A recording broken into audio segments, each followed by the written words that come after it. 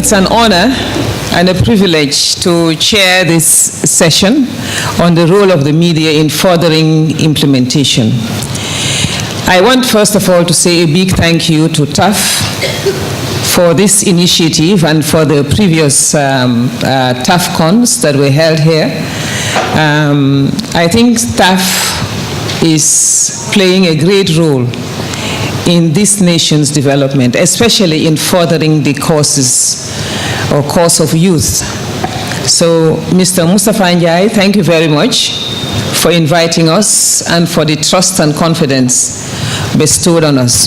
Today, we are going to talk about the role of the media in furthering implementation. My first speaker really is Sheriff Bojang Jr. And Sheriff, the floor is yours. Thank you very much, Jainaba.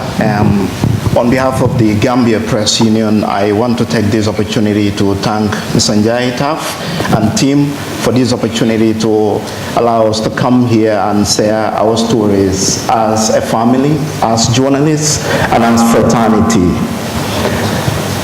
On July 22nd, 1994, the Gambia plunged into what would later become chaos. I remember I was very young at the time, but then in my own house in Brikama, my family, they were divided. Some felt the regime before that, the PPP, overstayed their invitation, and thus there was urgent need for Gambia to experience something. Some others, including my grandma, was crying and always saying, what will the Gambia be with the military at the helm of our affairs? Fast track the story. First 2 years, 5 years, we've seen the president at the time, Jammeh, that was given the name, and his colleague soldiers with a difference, by no other outlet than the Daily Observer at the time, outgrowing the country in terms of power, in terms of whatever he wanted to do with the country. Over the next 2 decades of his regime, the state collapsed. The government became more and more powerful than the country. Chaos. Dissent was heavily crossed. There was a roof of insecurity hanging over our head as citizens, as people in this beautiful small country. People started getting arrested, tortured, held incommunicado. Some disappeared. The likes of Data Haidara, Chief Mane, may God bless their souls, they're not with us today. Some of us, including myself, had to flee the country. But what was missing in the country and what contributed to the power of that regime and that president to do what they did in the country wasn't because Gambians were afraid or Gambians were poor, as we were made to believe, but we believed in nothing. No, that wasn't. What was missing was a vibrant, credible, independent media to inform the citizens and the citizenry about what was going on in the country. In the absence of a vibrant, independent, objective media, you end up having a country where information was non-existent, like we had in the country.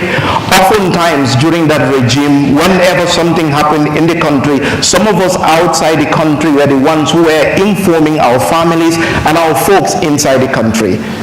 That wasn't funny. Now that regime is gone, we all claim that there is new political, democratic, or whatsoever dispensation. As media, we appreciate the goodwill shown by this government. So far, so good. The environment on which we operate as journalists is good. Every day you see journalists. We love ourselves too much. And we always proud, sometimes a little bit arrogant. Going around, we are the watchdog. We are the fourth estate. Of course we are, but then the fact that we are given the title fourth estate or the responsibility of serving as watchdog between the government and the governed does not make us any watchdog. If the functions and your responsibility to serve as watchdog is not implemented to the expectation of the public, of the citizens, then we are not watchdog. In this country, so many things to be proud of, so many things to be excited about. TAF and his initiative is one of the things that Gambia can be proud of today. As media, what do we do about this? How do we maximize our responsibilities and serve the country and its citizens better? There is something that we as people in this country, we always talk about in our bedrooms, in our ghettos, at our views, everywhere, but we fail deliberately to accept that is a problem in this country. Ethnically, we are very divided today. Some of the utterances that the media help put out to the public, it's scary. Politically, very, very polarized nation today.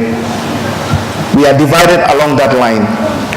How does the media come in to change this division in the country based on politics, based on ethnicity, based on even social status, suspicion?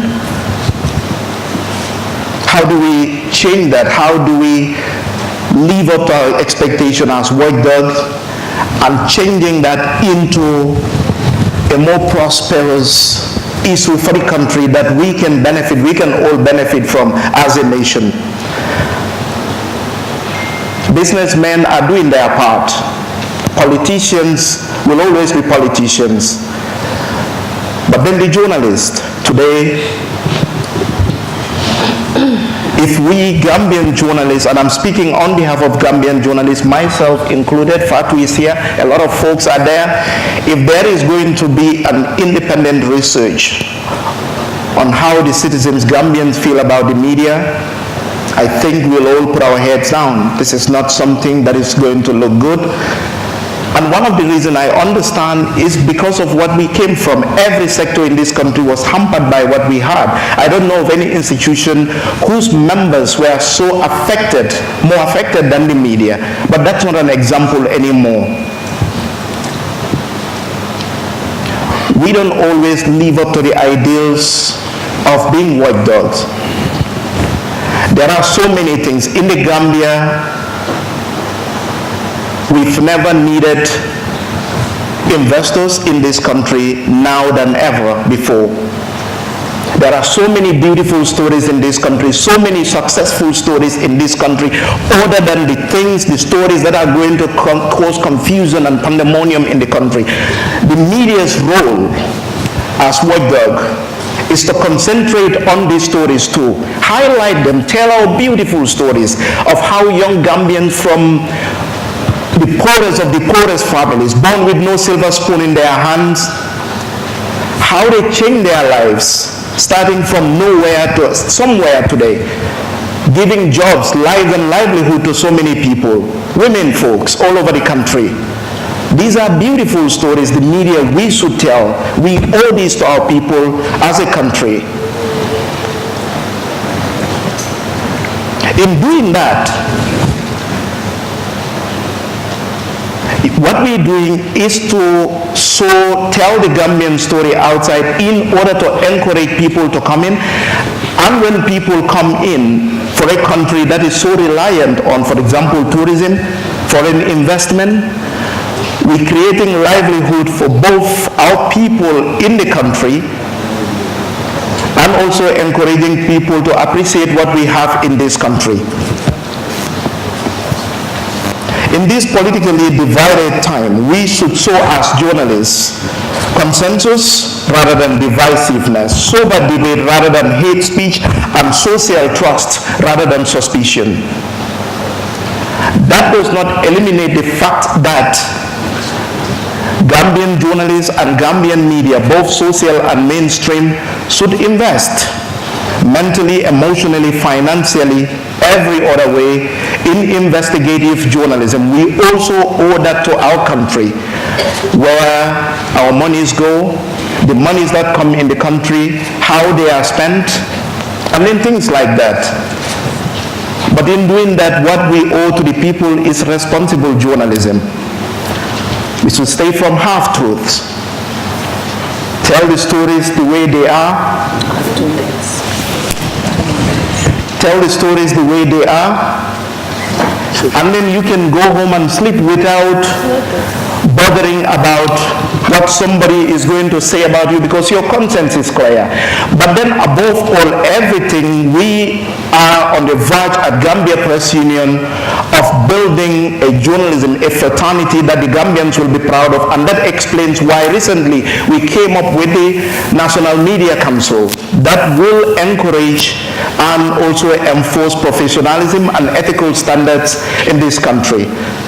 Over the past few years, we've been taking a lot of bashing, a lot of criticism from every angle. And then we appreciate that. We appreciate the fact that we are not doing as journalists at the moment what we are supposed to do, what is expected of us. But it's a step the same way the Gambia is transitioning as a country from one chapter to the other. Journalism is also transitioning. And this is why at the Gambia Press Union, we investing so much energy, resources into capacity building of our people, of our members, in the hope that by the end of our term, which is also linked the same term as the current government, at least we will have a group of journalists, not everybody, but we will have at least a small group of journalists that Gambians will be proud of, that will educate, entertain, and also inform the country, but put the interests of the Gambia forward. Thank you very much. Thank you.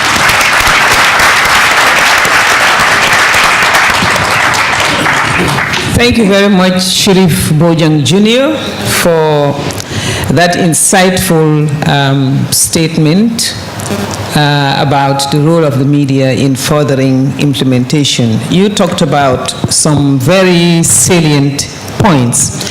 The last one that I picked up is about the Independent Media Council.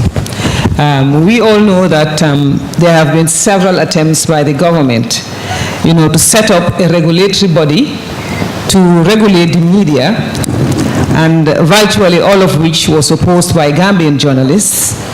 And also, it was led by the Gambia Press Union, which he is representing. The first serious attempt was in the 1980s, we must remember, when the government set up the National Press Council, NPC. It was given the power to reprimand and even impose fines on journalists who were found culpable against its provisions. However, due to strong opposition by the GPU, it never took off the ground and was eventually repealed. That first one. Now, the last attempt to set up another regulatory body was in 2002 by the Jammeh regime, when they passed the National Media Commission Act, with quite draconian powers, I must say, to not only impose fines on journalists, but even had the power to imprison journalists, to close down media houses found guilty of violating its provisions. The act was also, like the previous one, vehemently opposed by the GPU, and eventually, I think they went to court, actually, to challenge its constitutionality. However, before the court gave its verdict, the government decided to repeal it in 2004. Then the late Data Haidara, who was then president of the Gambia Press Union, led the fight to get the NMC repealed. However, 2 days before its repeal, he was killed in a drive-by shooting by yet unknown assailants. The GPU has always insisted that self-regulation was the best means of regulating the media. Therefore, the recent launch of this council that he has just mentioned, the Independent Media Council of the Gambia by the GPU, is the culmination of a long struggle by Gambian journalists to regulate themselves without any government interference. They have a challenge, however, and one challenge that no doubt faces the new MCG is how to finance its activities. So the very fact that government has no input in its formation and administration means that the government is not obliged to contribute towards its financing. It would therefore depend entirely on the voluntary contribution of its members and other means and other individuals to finance its activities. I will leave it at that. If you have further information, you can always contact Sheriff of the Gambia Press Union to give you more details. Now let me introduce my next guest, who is none other than Mr. Salieu Taal.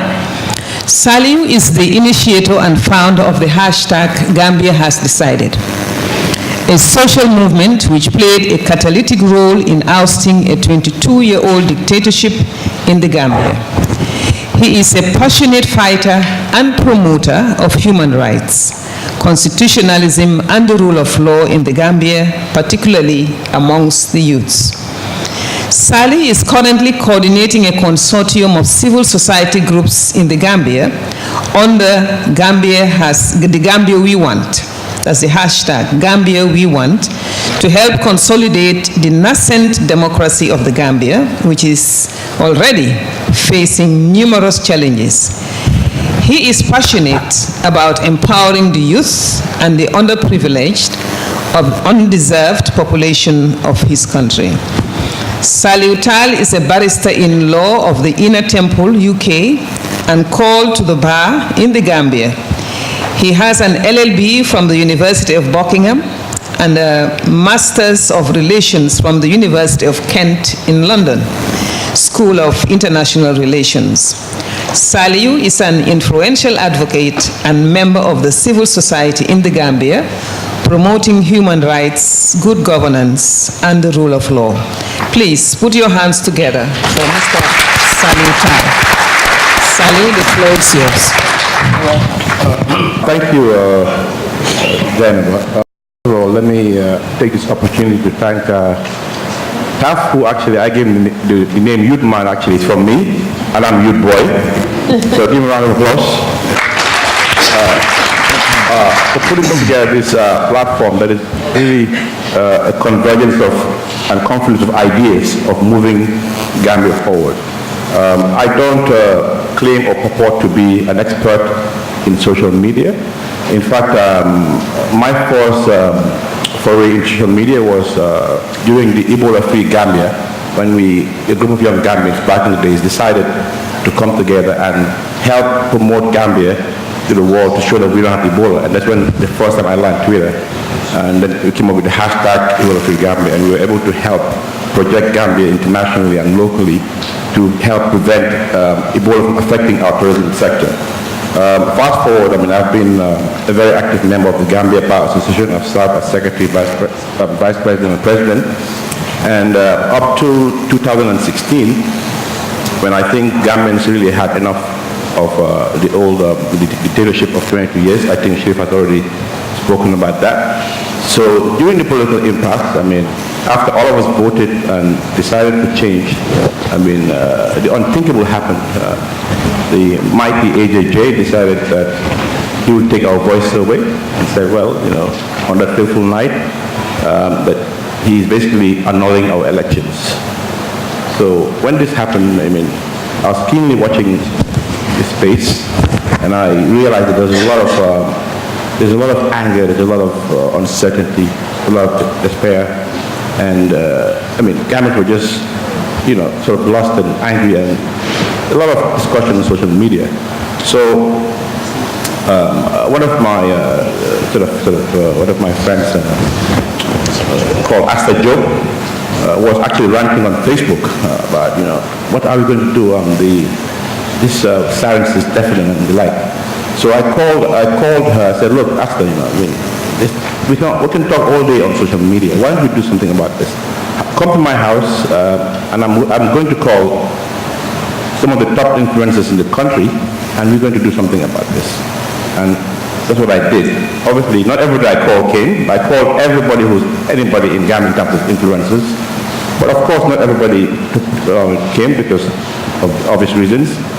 So I put together a group of young people from, like, for example, Wagan from Open Mic Music, Rafi, who has the biggest multimedia outdoor company, Khalifa Fal, Momar, others who are influential in different stages of their life.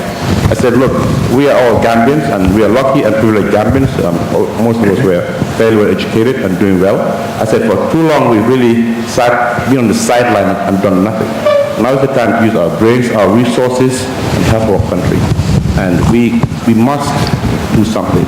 And through our brainstorming, came up with the hashtag Gambians Decided, because we thought, first of all, we thought that, and also Alaji Manka, as you can see, Manka is also one of us. So basically, we said, look, what we need to capture, what the moment. What is it? What is it? One single word. Gambians have decided for change. That narrative you have to keep in the media space, locally and internationally, because at that point, the politicians were hamstrung. They were tucked away in Calabar. They couldn't do anything. The military was in the streets. The youth were confused, and there was sort of diplomacy back and forth, but information was not flowing.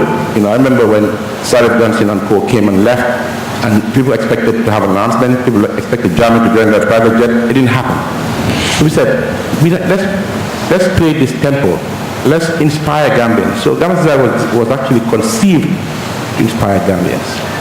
And the idea was, we wanted to be a catalyst for change. We wanted to bring people together. So now politics has ended. We've elected a leader. Let's rally behind our decision, which is for a new democratic dispensation. So this hashtag was a convergent point.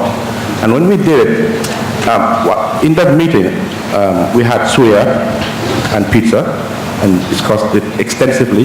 We thought, let us use social media. Some of the people in the team were part of the team that actually did Ebola Free Gambia. So we had some experience in social media and how to create impact. So we decided, we had a strategic plan, like a SWOT. Decided, what do we want to do? We want this impact. How do we do it? We decided it. What resources do we need? We agreed on it. So we actually divided ourselves into different thematic groups right there and said, okay, now let's design a logo. So actually on the spot, Rafi called his designer, and within I think 45 minutes, a simple logo came and we accepted it. We said, okay, let us now send just this logo out there without saying anything, simultaneously. So we changed our DPs and we sent it. So every Gambian started seeing this Gambian Society, the black background, the white popping up. Later on, somebody, I think today, changed it, and we're happy he changed it to a better one. We adopted it. So from onset, we designed it to belong to Gambians. It does not belong to us. For example, so when the logo was changed, we said, that's a better one. Let's use it. So when this logo started going viral, Gambians converged around this logo, and it was just drawing a lot of Gambians. We could actually see within hours, because we spent a long time at my house discussing what to do. I mean, we could see it, really growing. We could see it growing, getting viral in no time. And the idea was, we have to be anonymous because we just wanted to belong to everybody. That's part of our strategic thinking at the time. And then, of course, we decided to, so we'll do the hashtag to the internet, and we'll do T-shirts and billboards. I think it is true to say that it's probably one of the most successful long campaigns in Gambia, and it's been hailed in Africa. I've spoken in global platforms. I've spoken in global televisions, except GRKs. I've spoken on CNN, Al Jazeera, Deutsche Welle, you name it. I've spoken on every single international platform. In January, I'm invited to London to speak at a very prestigious place to talk about this experience, because the world has seen this as a toolkit to empower youth. Now, coming back to the topic, this was possible because we had a tool called social media, which to older people is the WhatsApps, the Facebooks, Twitter, right? These are platforms that allows you to disseminate information very quickly. You can press a button and spread information to millions of people. right? And it's cheap. You're broadcasting to the world to millions without owning an infrastructure. So these are the key. And number three, it's independent. You don't have to worry about being regulated by GPU or the government. So you can actually distribute information quickly. During this impasse, we actually had ads, paid ads. We actually went to government papers and asked them, can you do a spread of government decided? And they said no, as an example. So we used the internet. It allowed us to broadcast our information out there.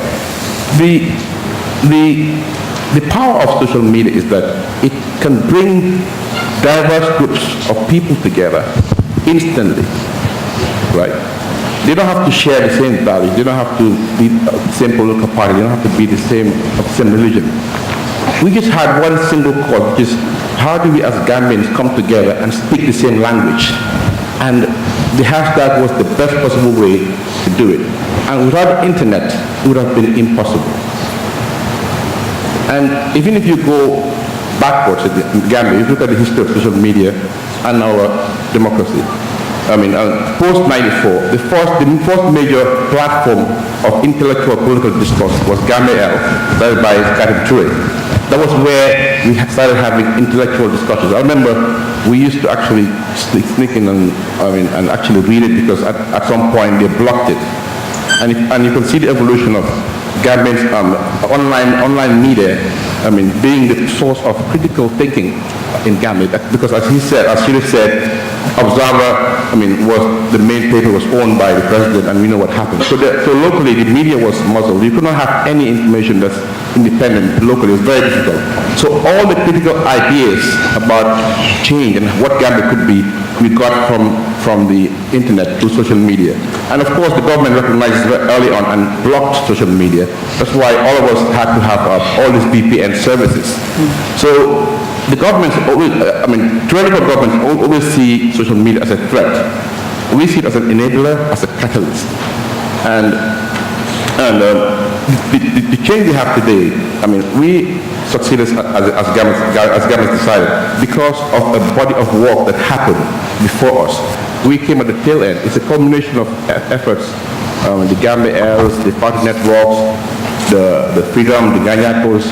Many Gambians tirelessly work and build consensus and use the internet to raise funds, to inform us, to inspire us. We also piggyback on that platform and probably with the last push. So I would say that the success of Government Society is a combination of what collaboration can do, and it belongs to all Gambians. I would like you to give a clap for all Gambians. Come on. Now, you have 2 minutes. Yes. Now, it's very clear it's transformative, but going forward, we're talking about the NDP, which is our development blueprint and platform. The first pillar on the NDP talks about rule of law and governance. I am yet to see how that has been given prominence. Everybody talks about the NDP, they talk about everything else except the infrastructure, the basic infrastructure of the NDP, which is the governance and the rule of law. And this is where the media, that is the traditional media and social media, should play a role. Without a sound governance structure, you cannot build an economy. And I think this is where we're failing as a country. I always say that if you think dismantling dictatorship is easy, try building a democracy. Right now, we are lonely in trying to hold truth to power. We are lonely in trying to build a democracy because it is not the heavy liftingness involved in building a democracy is not really covered by the news. For example, let me give you an example. I work with a brilliant young group called Activista, who have visited 53 constituencies in Gambia, talking about the constitution. Who knows about them? They have been to 53 constituencies in the Gambia. The media doesn't cover them. Very few media have covered them. But they follow the CRC, which is well funded. So if we're serious about building our democracy, we should really go back and ask ourselves, what kind of change did we want to bring about? And this is where social media and mainstream media should come together and highlight and give a platform to the silent heroes of Gambians who actually, day in, day out, working to build our democracy. Thank you very much.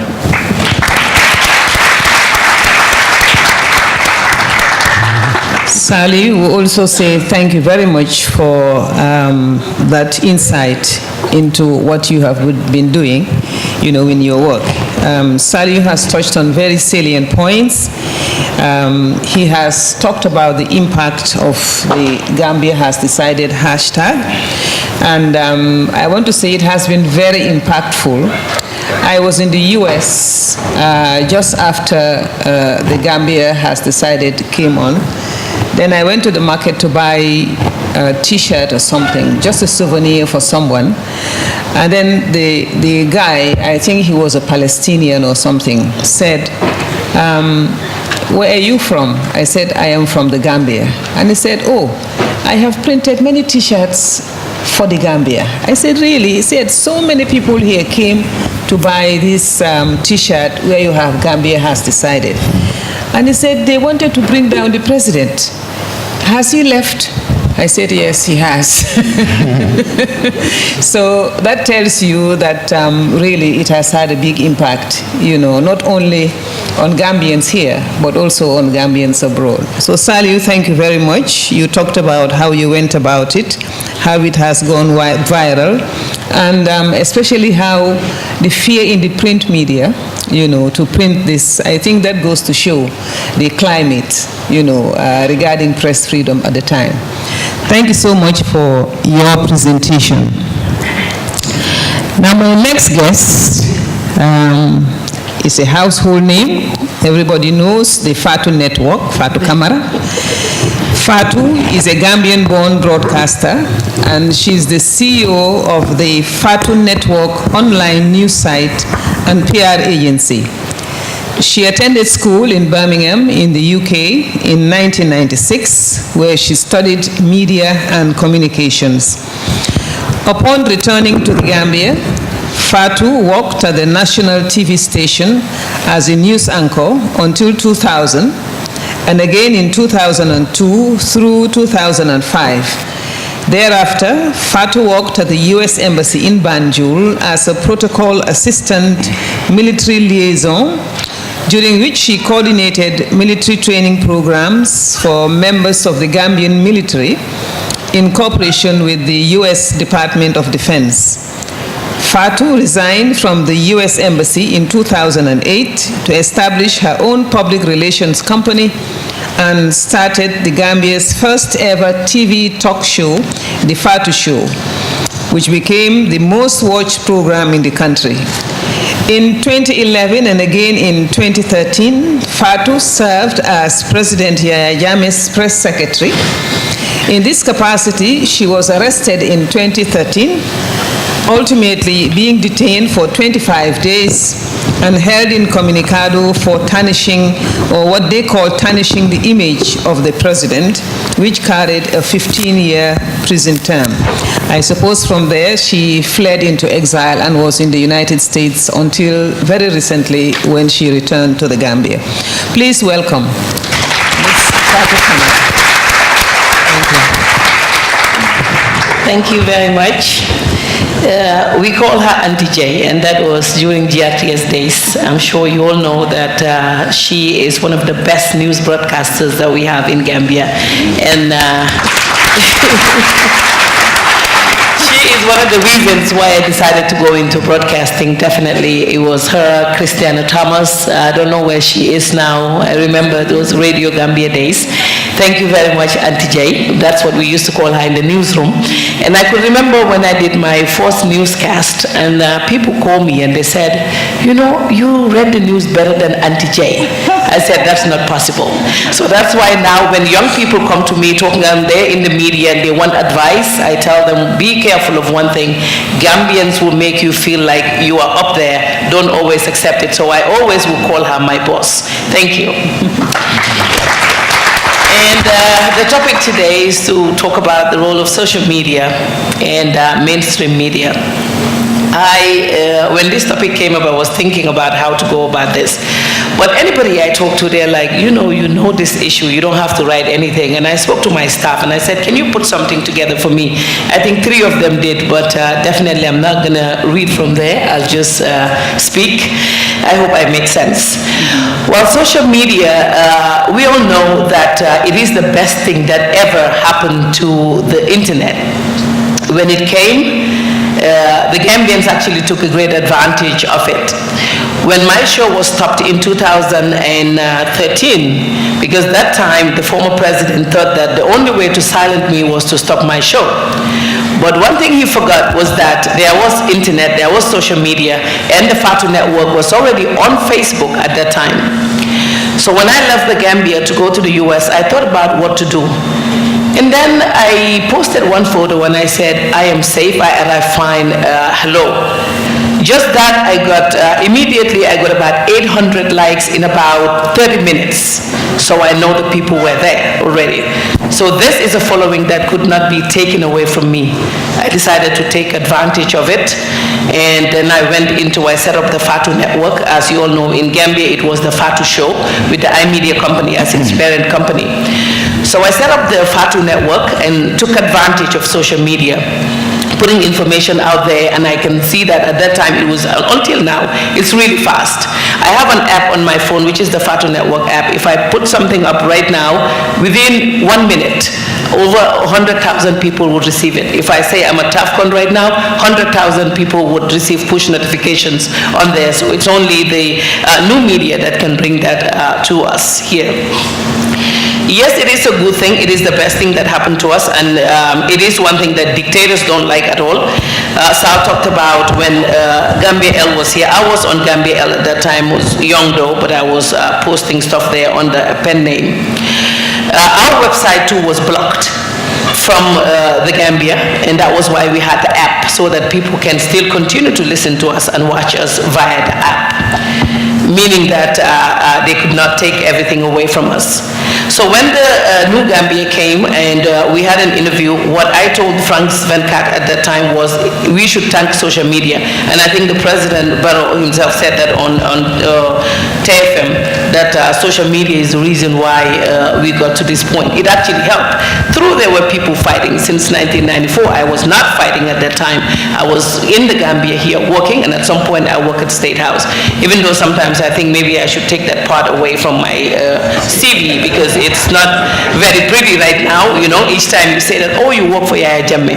But, well, yes, I did, but I'm glad I'm still here doing my thing. So, social media is the fastest way to reach people, to disseminate information.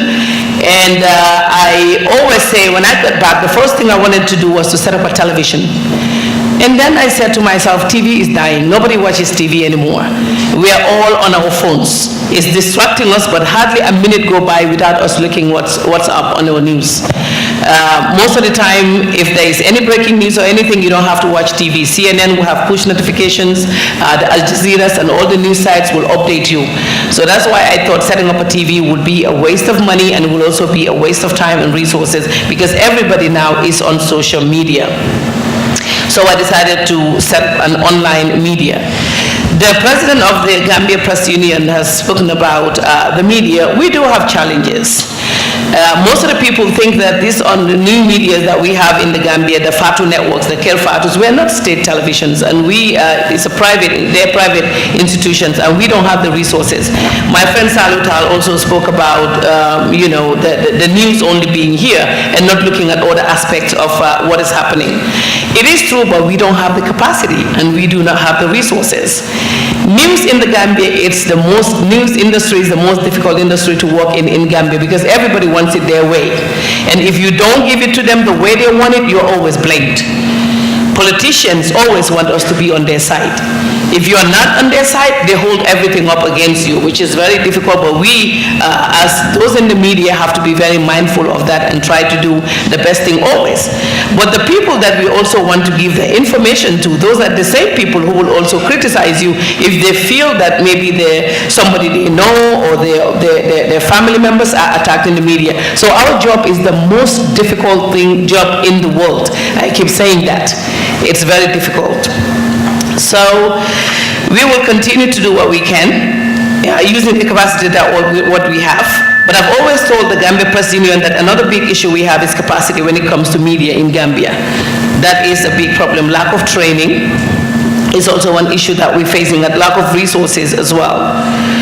So I think right now, definitely social media is the go-to place for businesses, for news, for entertainment, and for information, as it is right now. I spoke to Afrisal and I asked them, that was when I said television is old-fashioned and I don't think I want to go into it. I asked them about, because most people would tell you, a lot of people don't have internet in Gambia, so they would not be able to access online news.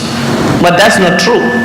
When I spoke to Afrisal, they told me Freetown has 7 million people and Gambia only has 1.2. The number of people who buy data in Gambia is 3 times more than those who buy data in Freetown. So you can see that Gambians are all very well connected and they go for their news online. There are disadvantages to social media as well. News goes in there very fast and sometimes it's not verified, it's not correct news, tarnishing of people's images, fighting each other, insults, and all of that are also there, but it's also the fastest way to disseminate news. So I guess I will have to stop here, even though I have like a whole 3-page of stuff that they want me to read out, but I would let my colleague go on, and then after that we will do the Q&A part. I guess that's my favorite part. If you have any questions that you would want to ask us, that is always my favorite part, then we can answer. Thank you. Thank you. Thank you very much, Fatou. Fatou has raised some issues which I am sure you will want to ask questions, of course, during the question and answer session. Right. My next guest is none other than Mr. Bankie-Gray Johnson.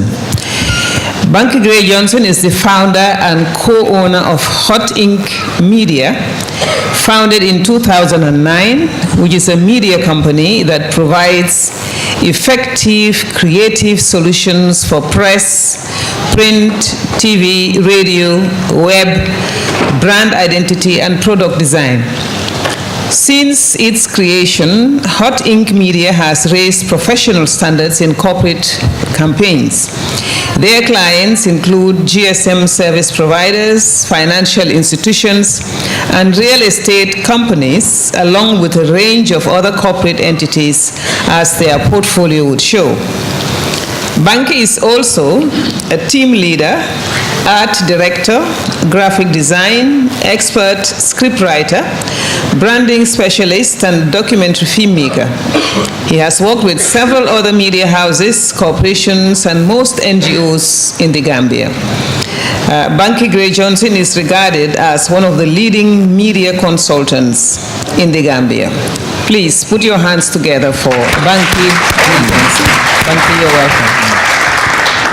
Thank you very much for having me, and I am honored and humbled to be on stage with these distinguished guests and my boss, lady, right over here, that's basically running everything online with her Fatu network, putting everybody away. Thank you very much, Auntie Jay, and thank you, Uncle Taff, that's what I call him, for giving me the opportunity to be on the stage and speak on the impact on social media and what can be done with it to impact development and also create a healthy future when it comes to information communication. Now, nobody can deny the impact of social media in the Gambia.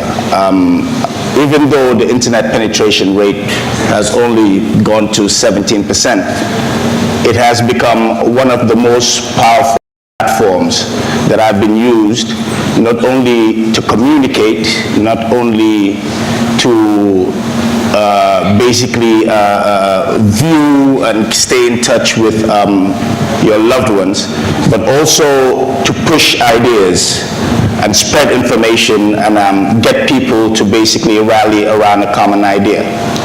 Now, the growth of the internet has been something that we definitely got to look at, because if you look at, for example, in the year 2000,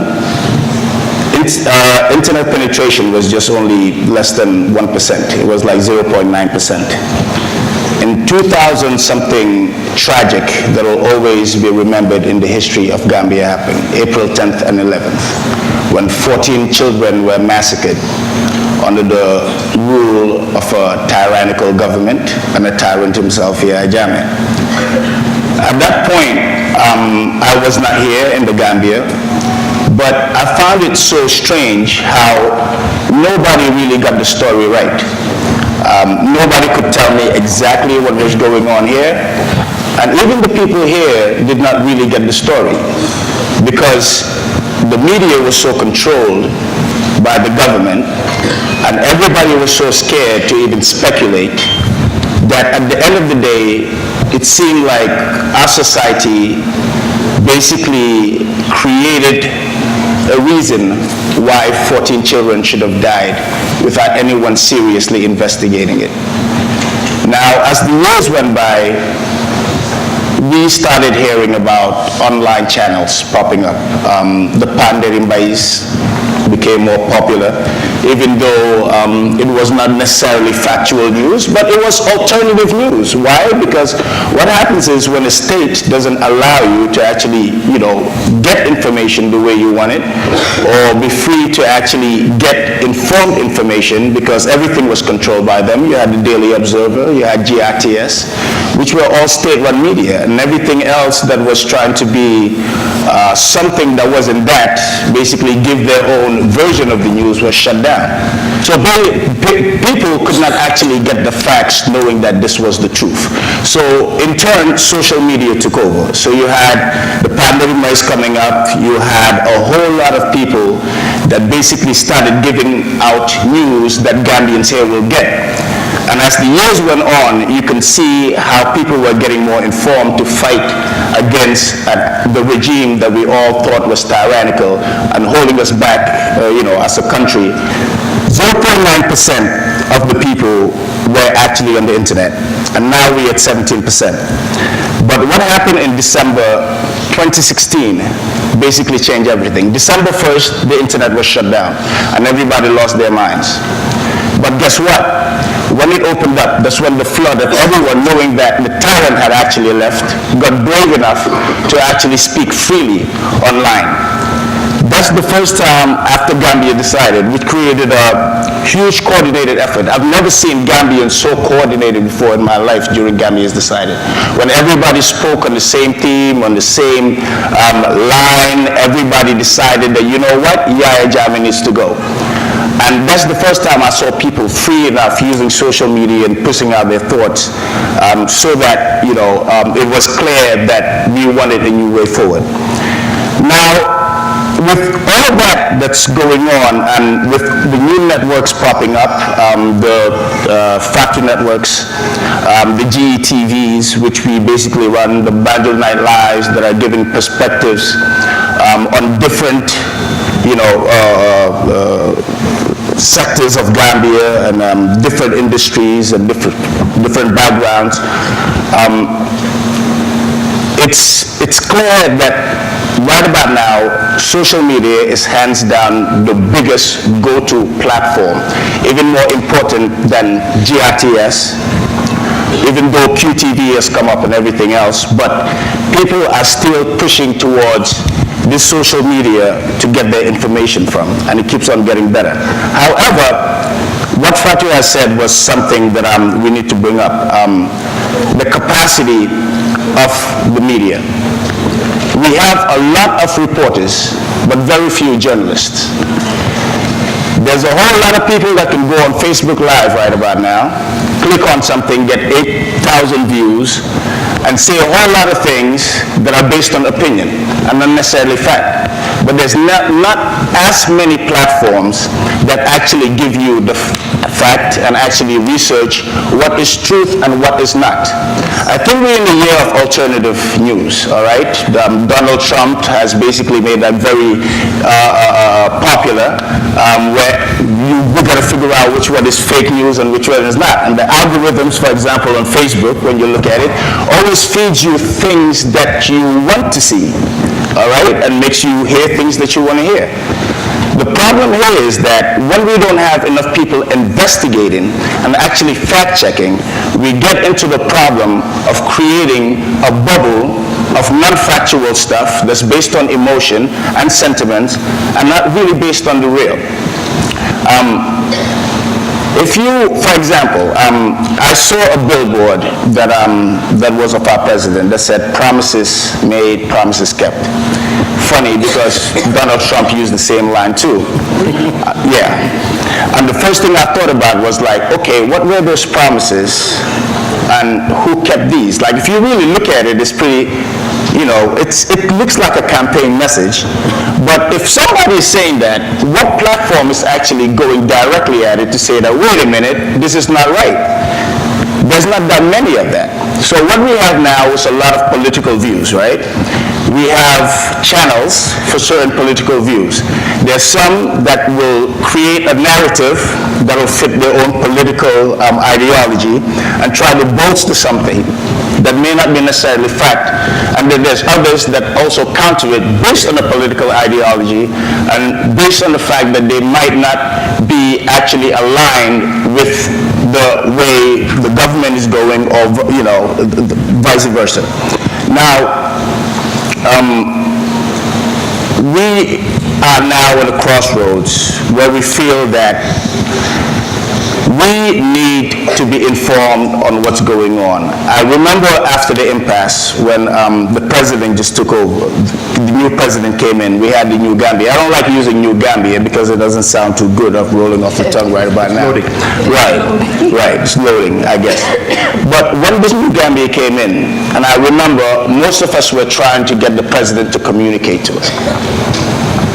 And a lot of people were frustrated, right? He's not speaking. I mean, I believe that at the time of Gambia's decided, when the president came in, the momentum we had here with the youth, with the coordinated effort to show that we need a new dispensation, and also with the international goodwill that was coming in, we thought that we should not lose a momentum that we already had to show that we were going into a new dispensation and getting rid of what we got rid of. Yeah, Janet.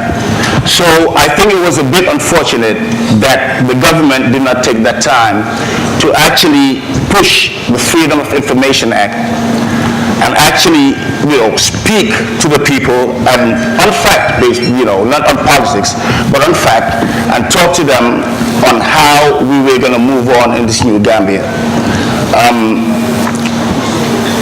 We're here now, and we're still struggling with what is true or what is not. All right, and unless our media builds capacity, make sure that we fact check, make sure that we research, and not just base what we put out there on just opinion and sentiment, we will continue to not use social media, right, and keep on misinforming people that have just opened up to an idea of freedom of information after 22 years of it being quelled.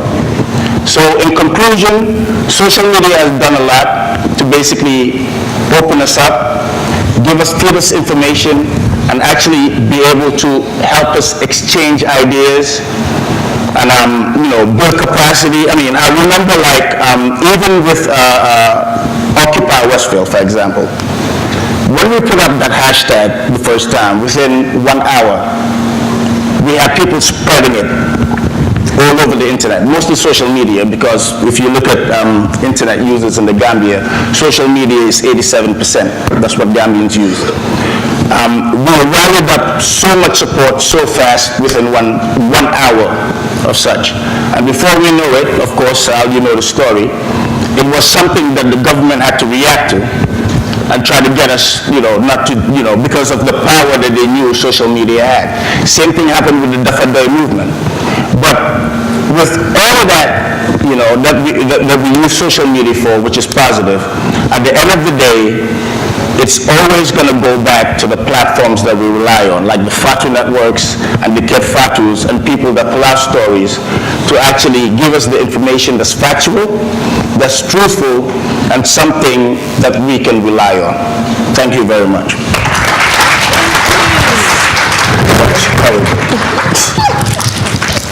Thank you once again, Bankie, for that insight into what you're doing. I think we have to admit that since this government came into power, or even before, we have seen a proliferation of print, electronic media, and social media as well. Freedom of information.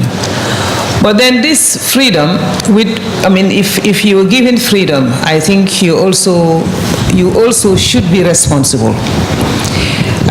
What we have seen in recent times, especially on social media, gross inaccuracies, violations of people's human rights, tarnishing people's image, and what have you. Granted, social media has become a big challenge, especially to mainstream media, for certain issues, I would say, for certain things. Really, I would urge those of us who are using social media to really check, because the thing is, once you send a message to someone, or you send a video to someone, even where the video is not true, it goes viral. Because that person you have sent it to has got a group of friends, or even groups of friends. So really, we have to be mindful about the information that we send, especially on social media. So I thank you once again for your contribution to this panel. Please give my panel a round of applause, ladies and gentlemen.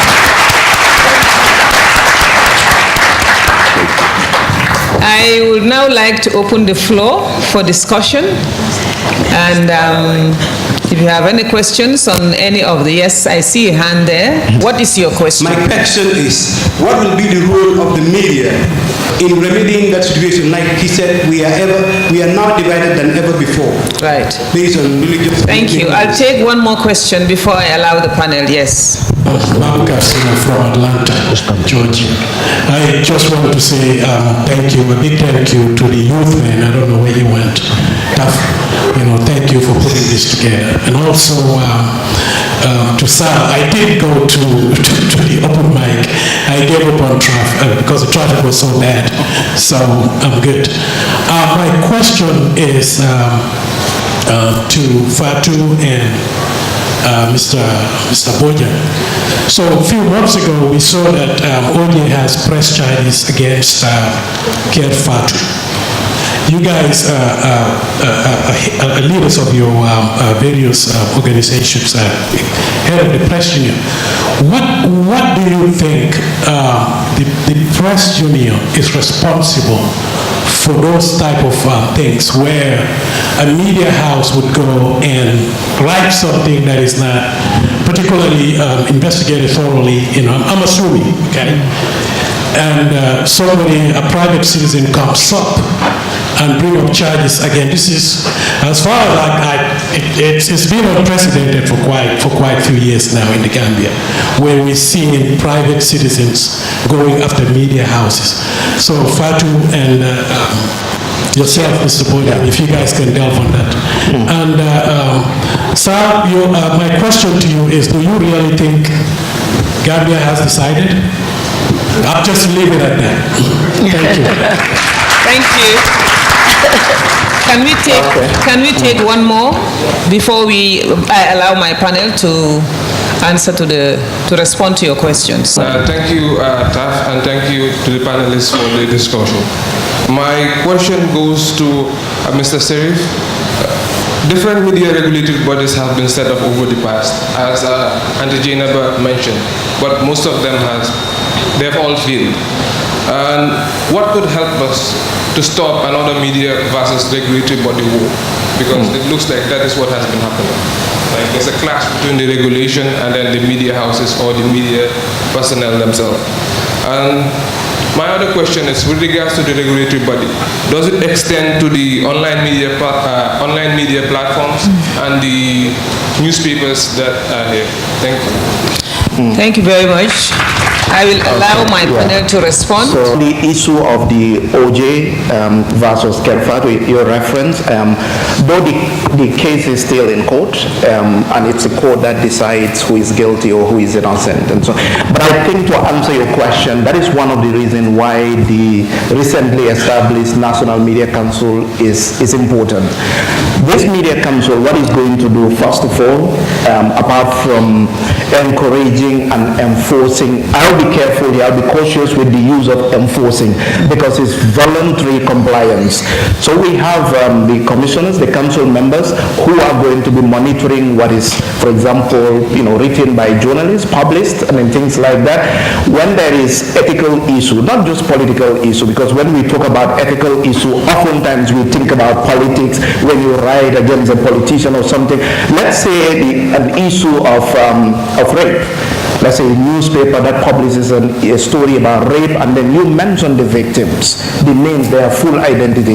Then this council will be able to raise that issue with you to make sure that there is rectification, things like that. There is the issue of apology when it's due, and then stuff like that. But then another key component of this council is when somebody, let's say the case of OJ versus Fatu, when something like that, or if something like that occurs in the future, somebody writes, a journalist writes or publishes something or broadcasts something that you are not happy with, instead of going to court, your first port of call can be this council. You lay your complaints before the council, and the council investigates this matter.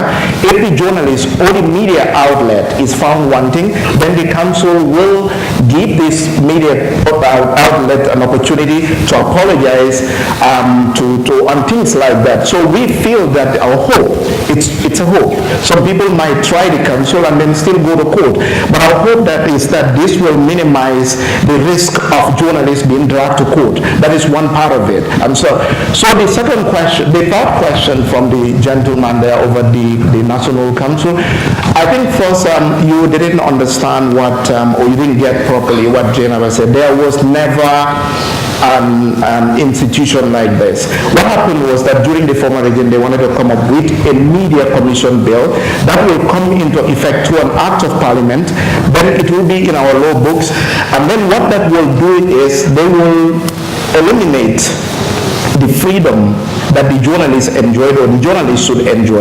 That means that commission can decide who becomes a journalist, who is licensed to become a journalist. They can decide whose licenses will be revoked, and then things like that. And the journalists, like he said, from the 80s down, from the times of Data Hyderus, even before that fight, the journalists fought, put a big fight against that, and then, thanks to those fights, and then of course, as a result of that, we can assume Data Hyderus paid the ultimate price. But the difference is that this council is self-regulatory. It will be regulated by ourselves, and it's not, I have to make this loud and clear here. This is going to be tested. Is it going to be successful? Is it going to fail? We don't know. Because of the fact that it's voluntary compliance, what if Fatu Network publishes or broadcasts something against somebody who is not happy? The council investigates and realizes that the report was malicious or fake or something like that, and tell Fatu Network, can you go and apologize? Write an apology. And Fatu say, go to hell. What do? We don't know. Is this going to, she mentioned about the money, is the GPU and partners going to sustain this council in terms of money, paying the council members? We don't know. But then we don't want that issue, those concerns, to be superseded by the risk of being dragged to court, the risk of being killed, the risk of being tortured, because the alternative is a council or a commission set up by an act of parliament. And I have to be clear, we are very worried. The Minister of Information during the launch of this council announced that the government is planning to come up with a council, with a commission enacted by an act of parliament, and this is still on the table. We think it's going to happen. We're preparing for that. We're lobbying. We're going all out to stop this from taking place. days, but still the possibility of it coming into effect is there. So what is in order for us to work independently as journalists, I called on our members all the time to submit in totality to this council, because the alternative is deadly. We either comply voluntarily with this council, or then we will end up having a commission by the government that will control us, and that will kill the space in which we operate. I think we have to acknowledge the fact that the important thing in this Independent Media Council is the fact that it has been set up. That's a start. The rest, really, we will work out. We have said that the challenge is how they fund their activities, how they fund the staff, how they fund the running of the office if there's going to be one, and so on and so forth. But we have started, and we will not stop. I think that's important. Thank you. That's much better. First of all, I'd like to speak on the question the gentleman raised about the biggest challenge of our new democracy, which is tribalism. Tribalism and polluted partisan politics. December 1st, we decided unequivocally against dictatorship, clearly. And we came as a country united for the love of our country. Immediately, within a few months after that, we started seeing ourselves divided along partisan lines, among tribal lines. And fast forward, all the goodwill we had, the collective power and passion and zeal that Gambians have, particularly the youth, has been hijacked, I would say hijacked, by the politicians. You can quote me on this, I'm saying it loud and clear. And I think this is very disappointing. And the direction our country is going is very disappointing. And I speak to the youth, they are very disappointing. We have a leadership crisis here. The crisis is, this is a time where our leadership is supposed to build consensus and focus on promoting this, and this NDP we're talking about is about empowering and transforming Gambia. Empowering that poor little Gambian who lives in Koina, who doesn't have good access to electricity, water, and education. That is the challenge. But we pay lip service to all this nice rhetoric, building bridges and building roads. And we forget the common denominator. How do we transform the lives of the poor Gambians? This is where the media should play a role. The media practitioners are citizens. They are a microcosm of the citizenry. In good societies that have conscious citizens will have conscious journalists, conscious lawyers, conscious activists. If as citizens we are not conscious, we are not engaged, we are not empathetic, we will not have conscious lawyers, we will not have conscious journalists, we will not have conscious activists. And this is the challenge we have. Very often, the most pertinent issues and bodies of the day take the back pages of our media space. And media has a responsibility to actually project the voices of the common Gambian, and this we are failing. I think both mainstream media and social media is failing. The most conscious voices when it comes to Gambia, I think Pastor is one of them. I always commend him. They are now a mindful voice. The people who are talking about the issues that we should talk about in Gambia, they are sidelined, they are attacked. I have been attacked so many times. I only go on Facebook if I have something very, very important to say. But all the time, when you're on Facebook social media, you have ethnocentric bigots, I would call them, who really care about their party or the tribe they belong to, and they never look at the national interest. For us, like my brother here, our tribe is called Gambia. It's not Mandinka, it's not Fula, it's not Wolof, it's not Chona. I, on this station, my grandmother is Sani. My father is Sani. My grandfather is Conte, Nyang, Taal. What tribe am I? Exactly. So we need to really have a real discussion. But these politicians, they don't want us to have a discussion. It actually suits them. And we need to change the narrative. And that's where the media should start educating the population. Now, I'll go on to my real questions. Have we decided? Have we decided? Yes. I don't think so. Okay, I'm coming. No. Okay, I'm coming. That's a rhetorical question. On the 1st of December, when we voted against Yahya Jammeh. I'll say we voted against Yahya Jammeh.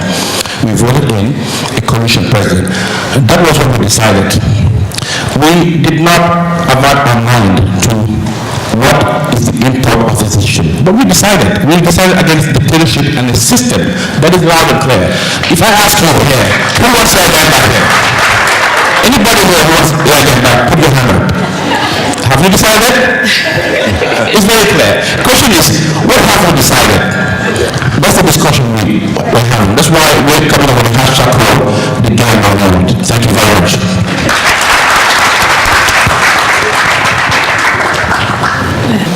If you kind of listen for the past 2 days, there has been a generic term of phrase that has been uttered by most speakers: lack of capacity. I would just want to encourage us. You don't have to answer this question. But I feel when I read social media from afar, and thanks to most of you who go on social media, those of us who are outside keep on constantly being educated or informed about what is happening. So I would encourage you to keep on keeping on. But the quality of education, we have to do something about it. You know, what I read sometimes, really does not tell well or bode well for Gambia. And I think we should really do something about it. Thank you. Thank you. That's a good comment. Yes. Yes, my question is, because as you were speaking, I was hearing more fact-checking responsibilities and fact-checking responsibilities. But also realizing that the Gambia there's not much support, but media funding. How do media survive? And sometimes you have to get into commission to work and PR services. And my question is, to Fatou, how do you balance between PR work and responsible journalism? When you are paid to have favorable news about people, and when you are responsible to inform people about the facts, how do you balance that? Thank you. You don't have to answer now. Yeah, I'll take 2 more questions, and then I'll let you speak. Yes. Thank you very much. Patricia Lamore, I spoke yesterday. I wanted to thank Mr. Grey-Johnson about raising about the 14 children who were killed.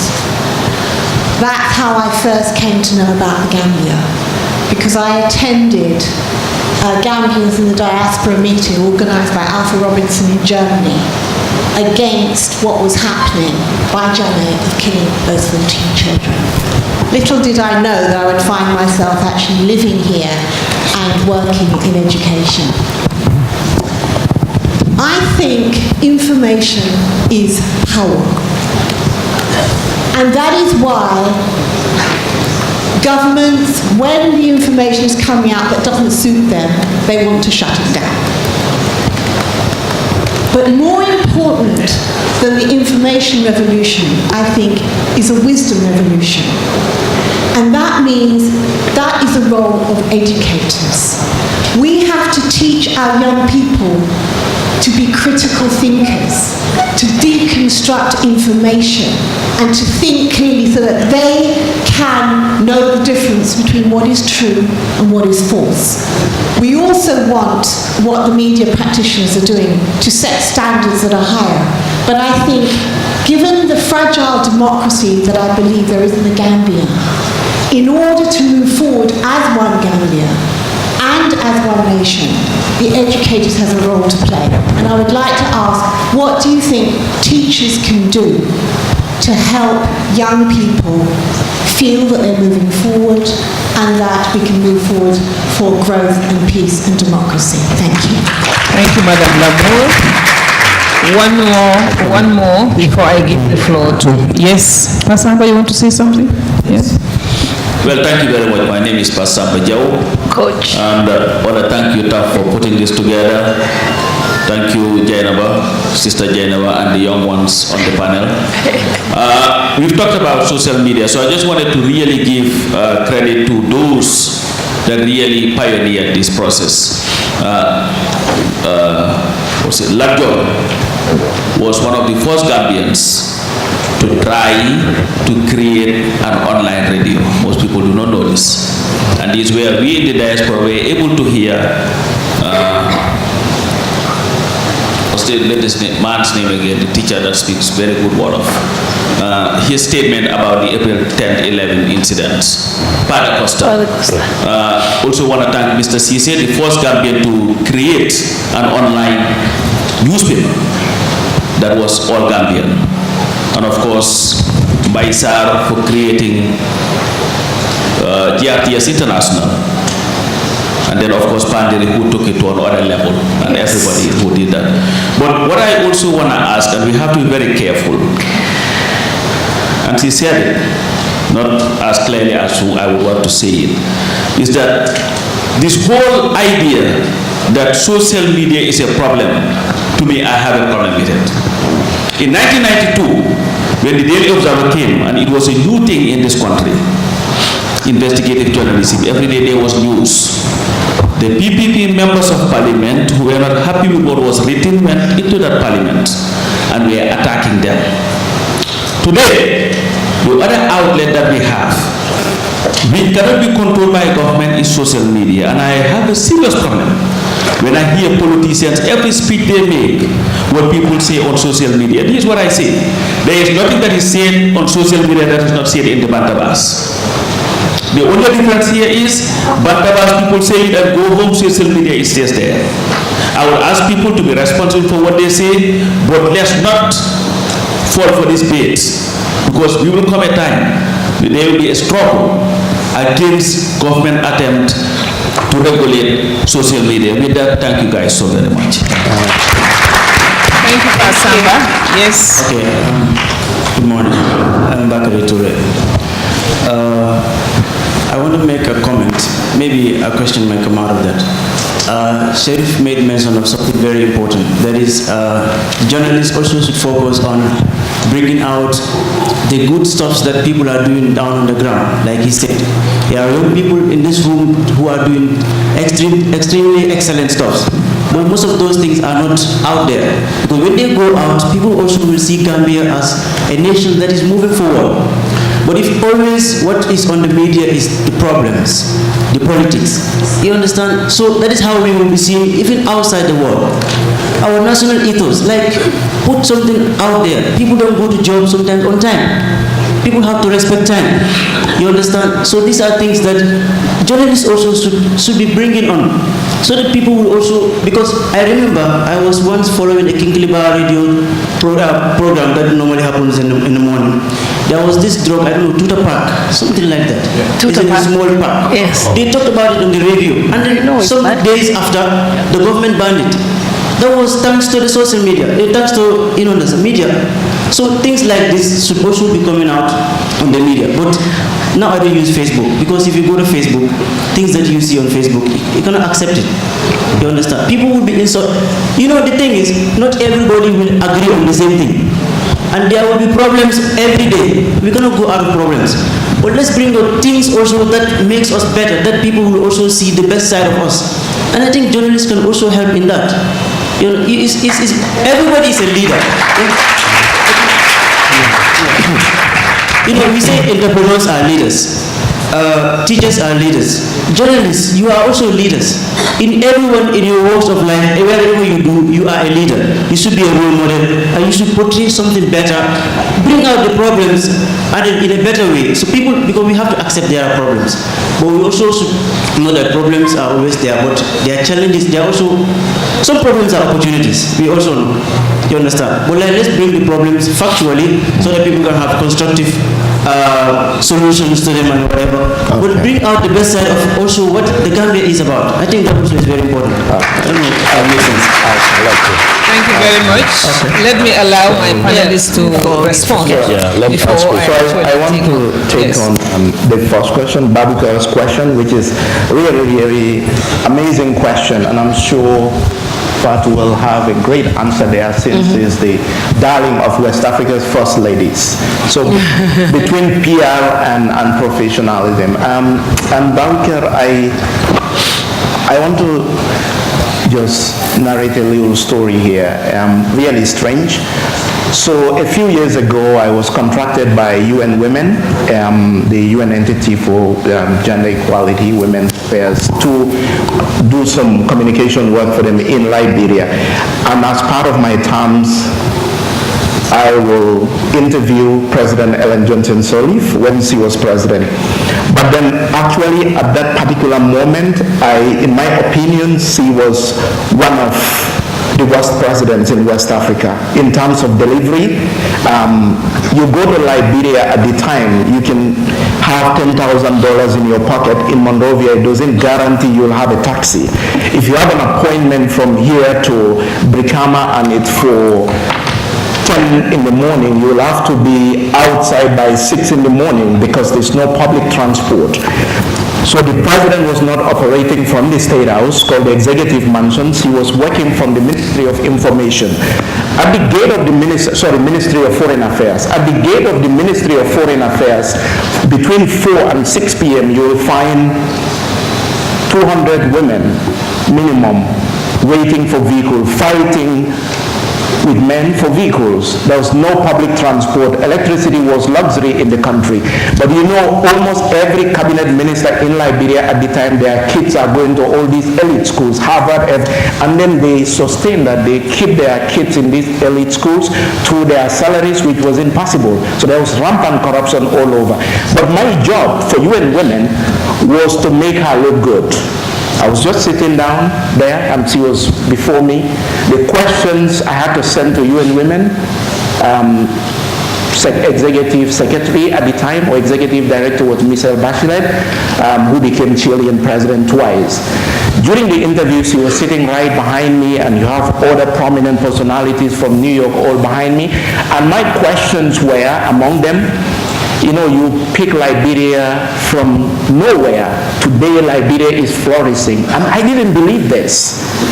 But then I was paid to do this. And then when she was answering the questions, you know, men messed up this country, we had to do this, we had to do that. I'm looking straight into Madam Bachelet's eye, like I don't believe she's lying, not telling the truth. But then my job, I was paid to accept what she was telling me, but this was purely PR work. And at the end of the interview, Madam Bachelet came to me and said, Sheriff, they told me in the Dakar office that you had different opinion. I said, completely different. I think she lied the whole interview. And then if I could have it my way, you will use the audio, the video, and everything without my identity. That was not possible. My identity went out.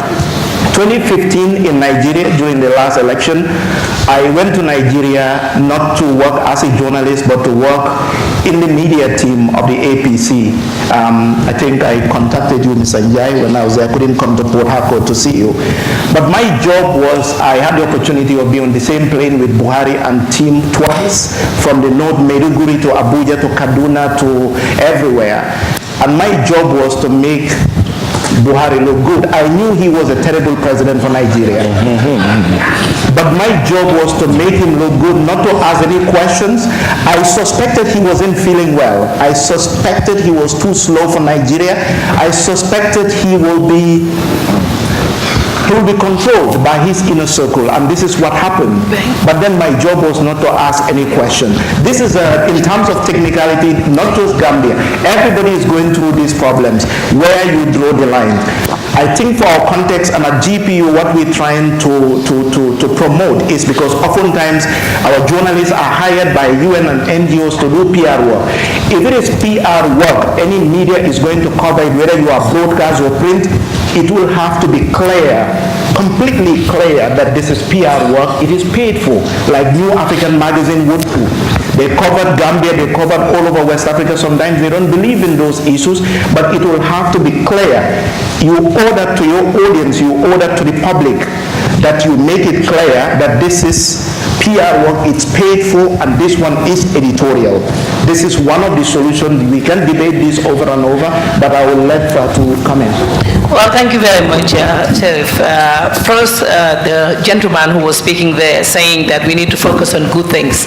It's unfortunate that the media now, what sells is sensational news. Bankie spoke about that. And I always tell my staff, we have to take the news away from men in suit.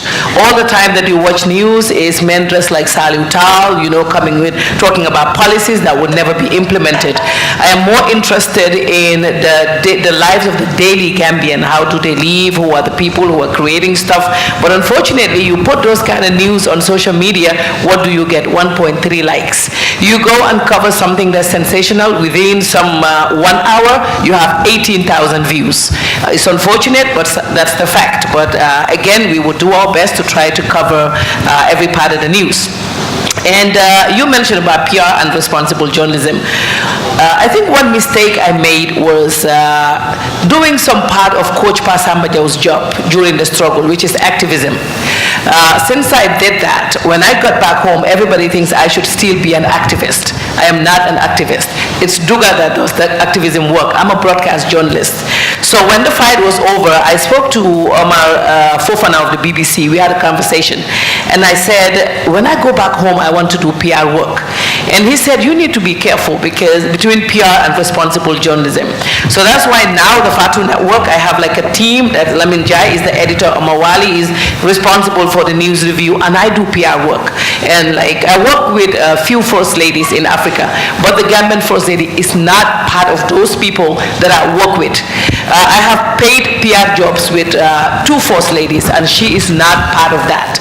I think recently... it's so defensive there. Yeah, no, I'm explaining, because recently I had an event that she came to, and everybody thinks I'm doing PR work for them. No, if I do PR work for you, it has to be a contract that we have to sign, and you have to pay.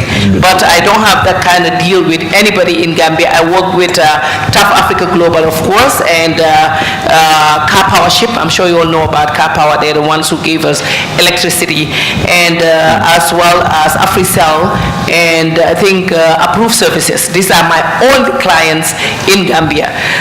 So definitely, yes, we do know that there's a huge difference between PR and responsible journalism, but nobody pays us at the Fatu network to do favorable news for them. I don't think that is something that we would do, and if that situation presents itself, like the president of the GPU said, we will always put it out there that this is paid for.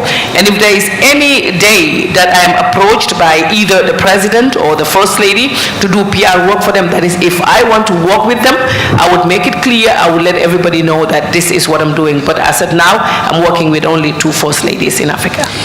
I'm a law student and also a freelance writer. My question generally will be across the board towards all of the panelists. As journalists or people that have worked in the media, we know that the new Gambia, as we are generally talking here, most people are on social media.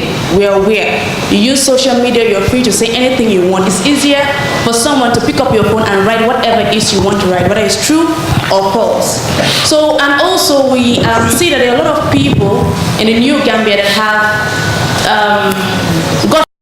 have joined social media to, let's say, create platforms such as Newsroom.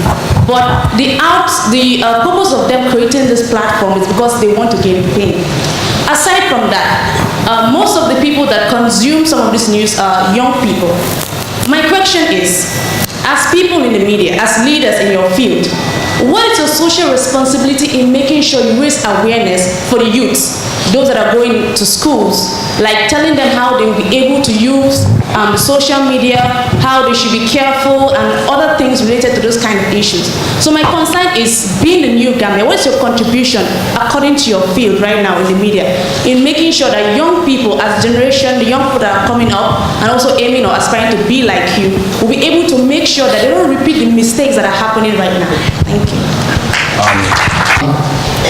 Good morning, and I want to start by saying to Tough Construction, You're not only building beautiful houses, now you're building democracy.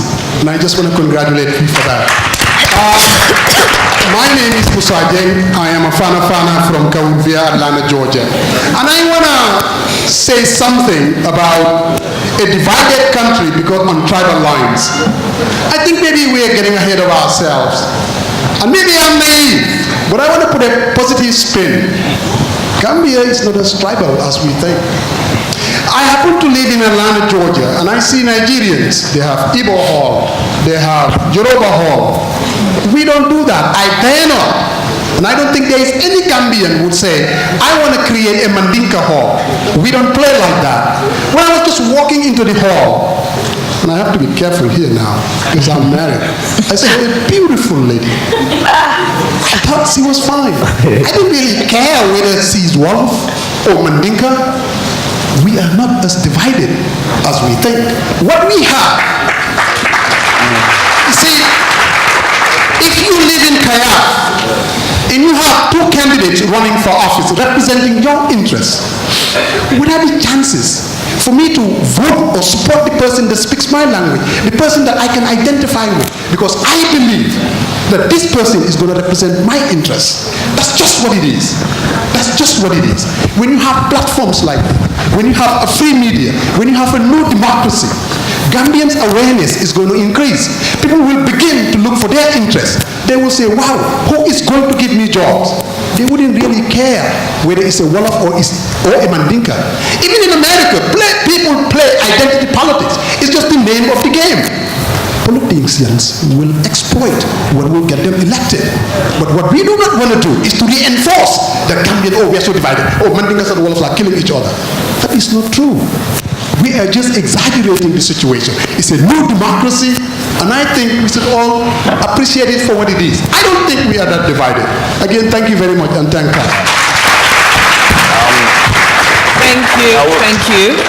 Yes, Salieu, you want to respond? I would answer your. I would address your intervention, but very briefly. But I think more importantly, Mrs. Lamar. Hello, Mrs. Lamar. Mrs. Lamar. This is for you. I think you raised one of the most pertinent issues in this segment, which is there's a difference between informing and educating. And I spend a lot of my time interacting with the youths, trying to inform and educate. Education is a marathon, you know. Informing people is sensitizing them, telling about Constitution, CRC, civic responsibility. But the fundamentals, what really would have an enduring and lasting effect is how do we inculcate democratic values and cultures. And this would start in school. Back in the days, I'm not that old, but when I was in Methodist Prep, we had a strong sense of being Gambians. You remember, I don't know, maybe some of you are too young, but our exercise books used to have the national anthem. We actually in school, we sang every single day. We actually, in Methodist, we prayed in the Christian way, we prayed in the Muslim way, and we sang the national anthem. And each and every word we actually felt it in our hearts and we closed our eyes, because we were being brought up to be good Gambians. Of course, things have changed, and we have seen the horrible state of our education system. My son goes to one of the best private schools in Gambia. I've never attended any private school in Gambia, and the quality of education I got from Methodist and St. Augustine's by far is better than the one he's getting from American International School. That tells you something. So I think as we are building our democracy, we need to bring teaching civics and responsibility in the curriculum at a very early stage. I think for the older guys, it might be difficult to change them, but we have to now implant and implicate this in the education system, and this has to be well thought out. We have a lot of Gambian brains and minds globally and locally who have come together and have designed a system. So I think, as you said, we have done the information revolution, now it's the wisdom revolution. That's my intervention. And very quickly to my brother, my Fana brother, I also have some Fana roots. Yes, identity politics is countries in the world, from the United States to Kenya to Nigeria to Gambia. But we'll make a big mistake if we say it doesn't exist in the Gambia. We are living it here on the ground. My opinion today would be looked at differently depending on my tribe. I have a lot of friends who are highly intellectual Gambians, working, you name it, World Bank, UN, locally, lawyers, doctors, accountants. We have discussions, and I always say something. It seems even amongst intellectual class or educated class, sometimes people have problems with that, but it's a reality. People's opinions is sometimes colored by the ethnic-linguistic background, and I think that is a problem. Yes, the politicians, the intellectuals would use it to manipulate the population, but if we don't address and have a frank and open discussions about it, we will not resolve it. And if you go back to the history of Gambian politics, from the days of Penjai, I mean, this politics has been in here. The system, the fundamentals that happened from Penjai days to the evolution of PPP, NCP, and APRC to UDP and so on and so forth. Politics has, tribal politics has always been a common thread. These are facts, historical facts, you can read it. I think we cannot ignore it, we must address it and confront it if you want to build one Gambia. Thank you very much. I always say this, and people think I'm joking when I say it. Gambians need therapy. All right? Yes, we've been tormented. All right? For 22 years, we've been told not to speak. I remember in Jainaba times, you could not trust the guy sitting next to you because you didn't know who he was. The walls had ears. You could not leave your house and be positively sure that you will actually come back, just in case something happened down the line. So we came out of that. 22 years of people just not trusting anyone, 22 years of people just getting scared to death of just being themselves. So nobody could actually speak out freely like that. And what has happened is that with social media, we have seen what we're basically talking about here, the divisions. The divisions have been so bottled up. And I'm not even sure if I'll call it divisions bottled up, but the emotions have been so bottled up for 22 years that when it opened up and we finally felt that we got rid of tyranny, it just exploded. And the same thing we talk about now, that we think tribalism is, I think these sentiments have always been there. But what has happened now is that we have actually had a platform that opens it up more. And it's not the majority saying it, some minority with a lot of following that are saying it and making people feel that this is actually a new trend or something that's basically going to be the biggest problem we're going to be facing. And I think all of this is also a lack of leadership, because what happened when the traumatized people come out from a very tough time, you want somebody that basically speaks to you and hugs you and tells you it's going to be all right, it's been a tough time and we got to come together and this is the way forward. And I really have not seen that kind of leadership, because what has happened? Right after the coalition broke apart, everybody's pitching to their own corners. So of course what you speak of comes up. Tribal politics, politics of identity, right? So with this happening, and us as a people not gelled yet, because we really haven't gelled, we broke apart, and just like the coalition broke apart, the same people that were fighting before on social media on the same lines are now going at each other's throats. So when we see this stuff, and you look at also what's happening in our political discourse, you see a correlation there. And I think unless we get that leader that comes through and unites us and speaks to us as one Gambia, so that we get the idea that I'm Gambian first before I'm anything else, I'm Gambian before I'm a tribe, I'm Gambian before I'm a political party or a color, or, I mean, if you go to the phonies, Jesus Christ, it's like gang signs. GDC purple over here, this neighborhood is over there, and they're all on tribal lines. And this is something I believe happened just because we never had that democracy before to express ourselves. But unless we get that leader to put us together and actually push us forward so that we can move away from this backwardness, it's going to continue growing. And can I just add something to that? Like he was saying, the last time I had to go on Google and try to read something and find out why we're in this kind of situation. And it says that in Africa, tribal politics is always what it is, because the politicians themselves, that's what they want. I guess they want to use us against each other. I always say that in Gambia, it is kick day, nyaka kick day. Sometimes you don't even know what to do. Like the people who were fighting are now going after each other because now we're all divided into sections. When we got back, we started criticizing the government. And they said, like Bakso would call me, Fatu is an agensa. I don't know what that means.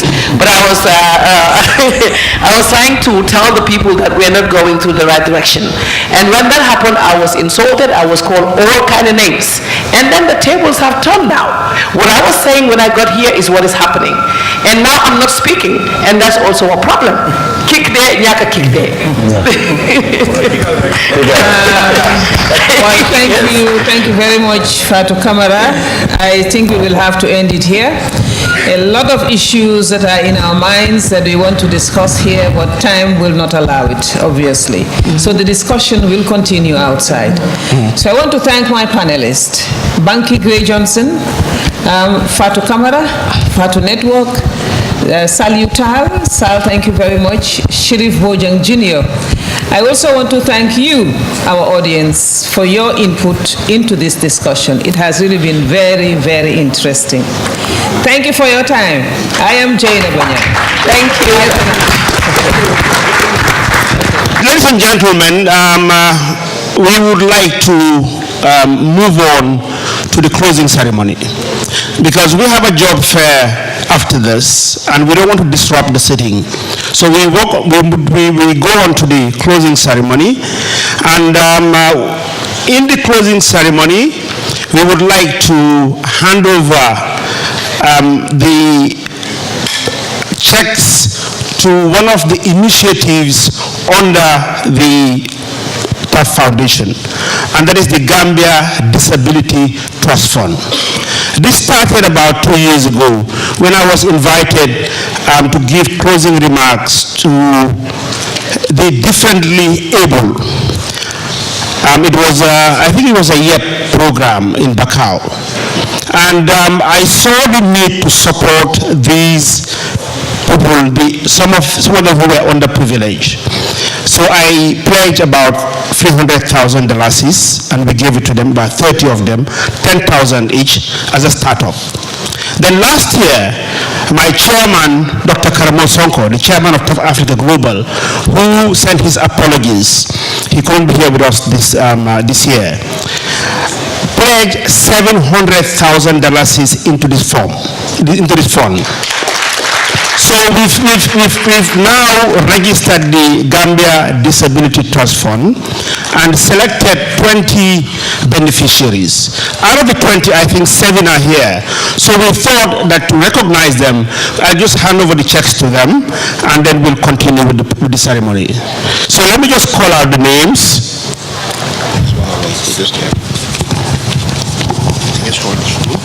We have Njie. Is Njie here?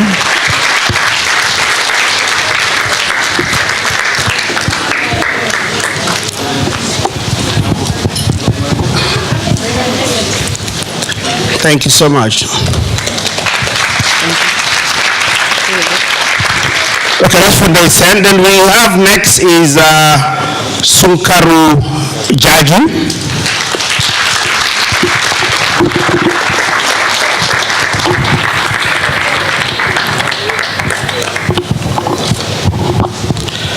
Thank you. So we have next is Bobo Camara.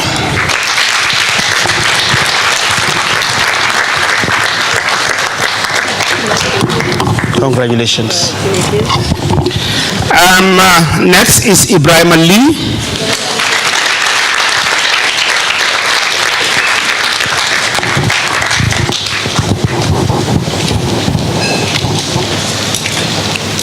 Ibrahim, okay.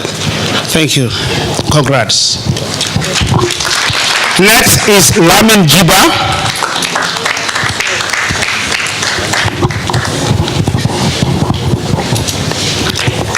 Congratulations. Next is Lamin Kanyi.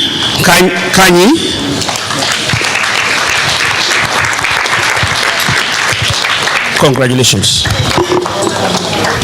And last but not the least, Awa Saho. Oh, sorry, okay. Somebody else is here. Okay.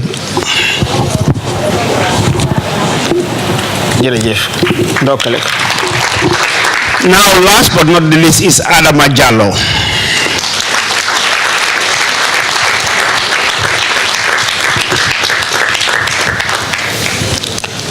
Congratulations. Thank you. Okay, thank you very much. Now, as I said, my chairman, my boss, Dr. Njie cannot make it now. You know, my chairman is a man of many hearts. You will not believe where he is. He's about somewhere in Jamina, in Chad actually. Yesterday he called me and he's into some other business. I mean, with due modesty, I've built a very strong network over the past 20 to 25 years going around Africa. So, having traveled to about 36 African countries, in each of these countries I know a solid entrepreneur, and by extension, politicians. So if you build a network, this is what happens. Within 24 hours, I could get the biggest in the poultry business to mentor one of our winners. So please, network as much as possible. The second one, I think it was mentioned here, the issue of tribalism, and I want to share this with you. You know, Dr. Karamo, we were all raised in New Perseverance. I lived in 41, he was living in number 50 or 49, Jared Duffes, he was raised there. And we all grew up together, and since then he disappeared, went to study, and obviously I was here. Then we hooked up, I think we met in Swaziland or so. And then since then we've been very good friends. He's very nomadic. He's lived in Ghana, in Mauritania, in Morocco, now living in Sharjah, and he's traveled the world over. You know, he's a man of high intellectual capacity, but also very religious. So when I approached him to appoint him as the chairman of TAF Africa Global, we were in Dubai together and chatting. So he just asked me, he was puzzled. And he calls me Alhaji Mustafa. Hey, Alhaji Mustafa, you know, something really puzzles me. He said, why me of all people should I be your chairman? You built your own company. It's a multi-million-dollar company now globally. Why me? You know what I responded? Do you know? I told him, because you are my friend, but you're a Mandinka. Because I knew at the time that this is now been discussed. Let's not hide it. That people always bring in tribal lines, but the reason they will bring it in is when they cannot compete. So the takeaway here that you need to be competitive. People will come to you, boy, you boy Gambia, you boy Olofina, you boy Banjuni, because he cannot compete. If you look across the board here, it's not been chosen out of tribal lines. It was chosen out of competence. We are a very small country. We are non-tribal. So anybody you hear trying to bring in tribal lines, please shut them down. We must be competitive. Actually, we saw over the past 22 years that this was brought up. And we must stop this issue about cow business, because it's taken out of proportion. You can say anything. We should try and downplay it. What we know in Kal was more on surnames, Njie, Njie, whatever. But those things actually, it's pronouncing this too high. So please, from that point, that's my takeaway in this, having to bring in somebody like Dr. Njie as our chairperson adds value for who he is. But because of the order of the day, that was one of the reasons. The other thing is, I heard Musa Jen said tough construction. Musa, you are definitely old-timer. We have gone construction now. We are tough Africa Global. I take offense for that one. Excuse my Nigerian language. But anyway, reason I'm saying so, I also have changed designation. You were not here yesterday. Now I'm an advocate. In my retirement, I am an advocate. Actually, the baton has been passed. If you deal with Tough Africa Global now, we have a very solid structure and a very young management team. That's why you see Hussein Wan Asad. Fatou will tell you that he has never seen my signature on a check. So I don't handle those things anymore. I'm more on strategy and really enjoying my retirement and doing what I like, my passion. I said it in the first day. This is what I like now. I want to invest my experience that I've built over the past 43 years onto you, the young ones. Because when I pass on, which is a must, I will go with it. So I better leave it behind. Whatever I have learned or the mistakes I've had over the past 43 years, I cannot take to my graveyard. So I might as well leave it behind and then let others benefit. What it does also, even if it's divine, is that whatever I do for you guys, if you succeed or you benefit others, you will pray for me. That's the least I will get. I will get blessing. So please, let us share. And I want to challenge those in my age bracket, those in the last quarter, that let us share our knowledge. Gambia has produced, a pool of highly intellectual, highly intelligent people who rose to very high international positions. I don't want to embarrass you guys. You saw Fatou yesterday and what he did in about habitat and urbanization, whatever. Everybody's talking about it. So my brother is there. Mr. Ambassador, I recognize you too. I've got the ambassador, our ambassador, Mr. Ibundur, here. He rose together with our friend, my friend, Mr. Joe. So let us look at this pool of experienced Gambians to reach out to these kids. And because I'm online, I want to challenge that let us at least target maybe about 10 young ones and mentor them. That way we build capacity.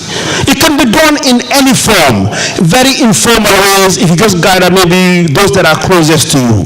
And let us target not those who are abroad kids. Let us give back to this young world. It is our responsibility. If anything goes wrong with this country, if we don't perform, we will blame ourselves. So I want to appeal those of us in the last quarter that we are though retired but still not tired. Let us lend out to these young hands. If we want to make a perfect Gambia, a Gambia that can compete within the continent or the globe, we need to help these young ones. So please, retirees, Padudu, we need to reach out to these guys. Huh? Well done. We're in the last quarter. They're on the last quarter. And Alphabari is coming close to, they're all coming. But anyway, I think on that note, I want to thank all those who made this possible. Starting first from His Excellency the President, Mr. Adama Barrow. You have to watch now this when you call the President. Before, we would say, Alhaji Doctor, the list goes on. I think the protocols these days says His Excellency the President Adama Barrow and his government. Then iAfrica TV, Lamin. Where's Lamin? Lamin actually is one of my stars. Very misleading. I mean, you can see all the connection. And those who watch the commission over the past year or so, I mean, Lamin Kante, he's been the brain behind iAfrica TV. Very unassuming guy, but I love it because he's a young chap who's doing wonders. And Aziz Milan, Aziz and his team, for ushers and the protocols. Jukadabo and team, who did all the registrations. State of the mic, Alaji Manka and team. Alaji also, we would like to thank him. Also, Alaji is very powerful now. Just like what Sirif said, there are Gambians who are performing now in Africa because Alaji came to Port Harcourt to do a job for the governor. So whilst we're so small here, thinking that we're a small nation, we have been performing wonders in Africa and the globe. I mean, I tell people that, some people do ask these questions. For example, you go to the ADB, quite a high percentage in terms of representation are Gambians. You go to the UN, I mean, any organization. So my response is that, look, we are concentrated. So you drop one Gambian and we dilute, tens of other nationalities. So let's exploit it to be more positive. The Sheraton staff, we say a big thank you. David Jeng. David had volunteered, and did a lot of job for us, so we thank him. And Mary Jeng, again, my stories will never end. When we were making a choice of bringing in an MC, we were sitting with David, strategizing on some of the program. So we thought, well, why don't we bring a young person to do the MC, since we're dealing with the youth? So I said, well, there's a young lady who I met at the university, and tried to explain who she was. So everybody was thinking who she was. So somebody just said, oh, that's Mary Jeng. And guess what? We didn't know that it was his sister. So he said, so I looked at it, that's how small Gambia is. And let me tell you one thing again. I was in the same class with their dad in primary school. So that shows you the difference in age. But thank you, David and Mary. And my dear sister, Njie, thank you so much. You can obviously see that this is a UN business. And when you do UN business, meetings and conferences and so on, you need to have somebody as experienced as her. My sister served in a lot of ranks within the UN system and retired advising Bankie-Moon at the time. So she's been behind the scene and helping to get this as professional as possible. My team, my asset, the Tough Africa Global team. The reason why I go jogging on the beach every day at 12 o'clock in the afternoon or 2 o'clock is because I have a team. I have always thought of developing a team, but they are trustworthy. As we say in word of mashallah, my team are my family. Anybody within the team is part of our family. We eat together, we joke together. Actually, you should come to Port Harcourt. I mean, I have so many stories I can tell you about Port Harcourt. For you, the way I dress up tight with my jeans and my t-shirt. And in Nigeria, the Oga business is there. When you are a tough, you have to be seen to be big. So people get so much disappointed. But my team are wonderful. Some of them are here now because we have a Pan-African team. So we've now moved some of our staff from Port Harcourt to here. Because when we went to Port Harcourt, we moved 400 Gambians and Senegalese to Port Harcourt. So you can imagine. But guess what?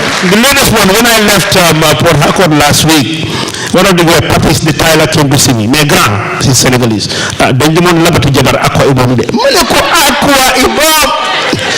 So now there's intermarriages, but this strengthens the African ties.